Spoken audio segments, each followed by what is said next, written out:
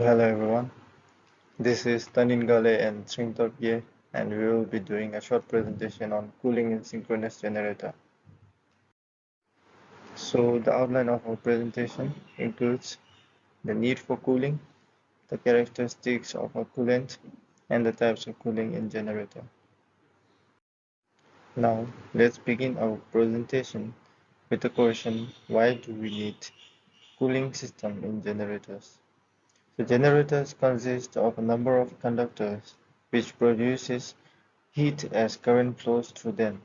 This heat can build up quickly within the system, so continuous current circulation produces heat in the armature and rotor windings. So since heat produced is directly proportional to square of the current, so as the current increases, the generation of heat also increases in the generators. The heat produced can damage the insulation and windings through overheating. So the main reason for the requirement of cooling system in generator is to maximize the efficiency of the generator. In order to have an efficient cooling system in generator, there are certain factors that we need to keep in mind while selecting the coolant. So some of the characteristics of coolant includes thermal conductivity, viscosity, specific heat capacity, corrosiveness, boiling point, and freezing point. So the thermal conductivity should be high to efficiently absorb and dissipate heat from the generator.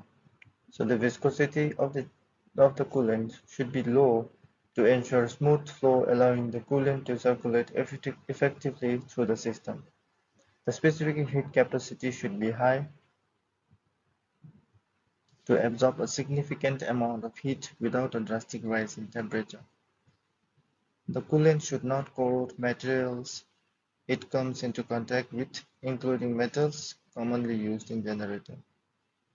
So regarding the boiling point and freezing point, the boiling point should be high to ensure that the coolant remains in liquid form under the high temperatures generated by the equipment, and the freezing point should be low to prevent the coolant from freezing in cold environments.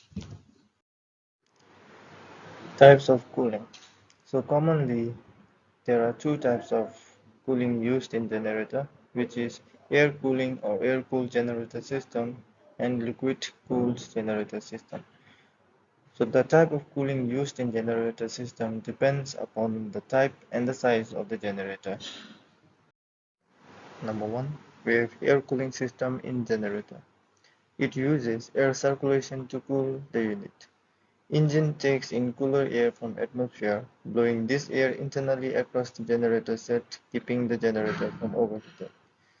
With air-cooled system, we have two options: open ventilation system, which uses atmospheric air, and complete enclosed system, which uses circulation of air. In open ventilation system, air in the atmosphere is used with a type of exhaust system, which allows the air to be released back into the atmosphere. It involves pushing and pulling of air between the surrounding and the generator. In complete enclosed system, as the name implies, it keeps the air in place and works through recirculation of air. These are the images of open ventilation system and complete enclosed system. Some of the advantages and limitations of open ventilation system and complete enclosed system are listed below. The advantages of open ventilation system includes simple design and operation, energy efficient, and less maintenance requirement.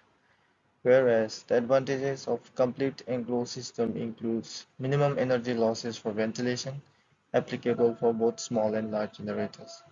So the limitations of open ventilation system includes